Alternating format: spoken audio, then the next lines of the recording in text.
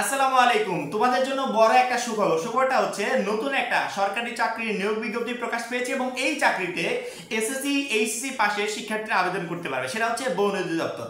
আমি আশা করি যে প্রত্যেকটা শিক্ষার্থী এখন থেকে চাকরির প্রচেষ্টা বা চাকরির অ্যাপ্লাই করা শুরু করবে। তার একটাই কারণটা হচ্ছে আমরা যখন পড়াশোনার ভিতর দিয়ে থাকি তখন কিন্তু আমরা বিভিন্ন চাকরির অ্যাপ্লাই করলে সেখানে আমরা একটা বেস্ট পরীক্ষা দিতে পারি। তুমি একটু খেয়াল করে দেখো, যারা পড়াশোনার ভিতর নাই, পড়াশোনাটা শেষ করে চাকরি আবেদন করছে, বিভিন্ন বইগুলো কালেক্ট করতে হয়, এসএসসি পর্যায়ে, এইচএসসি পর্যায়ে, আবার ওইদিকে যারা হাই স্কুল পর্যায়ে আছে ওদের বইগুলো কালেক্ট করতে হয়। এই টোটাল বইগুলো কালেক্ট করে পরবর্তীতে প্রিপারেশন নিতে হয়। কারণ কি, তোমার যোগ্যতা কোয়ালিফিকেশন যদি এসএসসি পর্যন্ত রাখে সেক্ষেত্রে এইচএসসি কোশ্চেনের নেতা আর তোমাকে দিবে না, এসএসসি পর্যন্তই তোমার প্রশ্নগুলো দিবে। আবার কোয়ালিফিকেশন যদি এইচএসসি থাকে সেক্ষেত্রে কোশ্চেনগুলো এর ভিতরেই হবে। সেক্ষেত্রে আমরা যখন পড়াশোনার ভিতর দিয়ে থাকি তখন কিন্তু পড়াশোনাটা আমাদের চর্চার ভিতর থাকে এবং এই সময় আমরা যখন কোনো একটা চাকরির পরীক্ষা দিব তখন সেখানে উত্তীর্ণ হওয়ার সম্ভাবনা প্রায় 90% থাকে। সেক্ষেত্রে আমি আশা করি যারা সরকারি চাকরিগুলোকে পছন্দ করো বা ভবিষ্যৎ পরিকল্পনা আছে যে আমি সরকারি চাকরি করব, তাদের এই সরকারি চাকরিগুলোতে অ্যাপ্লাই করা উচিত। এমনও হতে পারে যে তোমার ভাগ্যে বেঁধে গেল, তুমি চাকরি অ্যাপ্লাই করলে উত্তীর্ণ হলে টিকে গেলে, সেক্ষেত্রে চাকরিটা তোমার হয়ে গেল, সেক্ষেত্রে চাকরিটাও করলে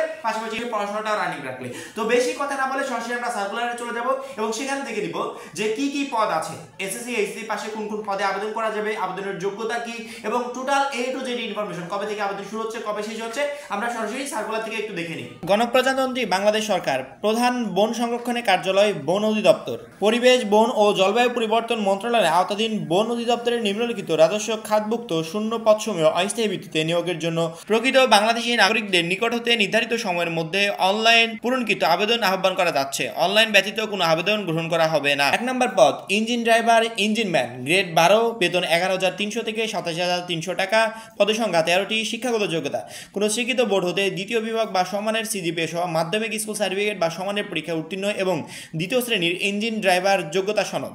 2 নম্বর পদ গাড়ি চালক, গ্রেড 16, 9,300 থেকে 22,490 টাকা, পদসংখ্যা 25টি, কোনো স্বীকৃত প্রতিষ্ঠান হইতে অষ্টম শ্রেণী বা কোনো স্বীকৃত বোর্ড হইতে জুনিয়র স্কুল সার্টিফিকেট বা সমানের পরীক্ষায় উত্তীর্ণ, বাংলাদেশ সড়ক পরিবহন কর্তৃপক্ষ কর্তৃক প্রদত্ত বৈধ ড্রাইভিং লাইসেন্স এবং হালকা ও ভারী যানবাহন চালনায় পারদর্শী। 3 নম্বর স্পিড বোট ড্রাইভার, গ্রেড 16, 9,300 থেকে 22,490 টাকা, পদসংখ্যা 13টি, শিক্ষাগত যোগ্যতা কোনো স্বীকৃত বোর্ড হতে মাধ্যমিক স্কুল সার্টিফিকেট বা সমানের পরীক্ষায় উত্তীর্ণ এবং স্পিড বোট ড্রাইভার হিসেবে 3 বছরের অভিজ্ঞতা, অথবা কোনো স্বীকৃত বোর্ড হতে মাধ্যমিক স্কুল সার্টিফিকেট বা সমানের পরীক্ষায় উত্তীর্ণ এবং স্পিড বোট অপারেটর সনদধারী। 4 নম্বর পদ বন প্রহরী, গ্রেড 16, বেতন 9,000 থেকে 21,800 টাকা, পদসংখ্যা 286টি, কোনো স্বীকৃত বোর্ড হতে উচ্চ মাধ্যমিক সার্টিফিকেট বা সমানের পরীক্ষায় উত্তীর্ণ এবং উচ্চতা 163 সেন্টিমিটার ও বুকের মাপ 76 সেন্টিমিটার।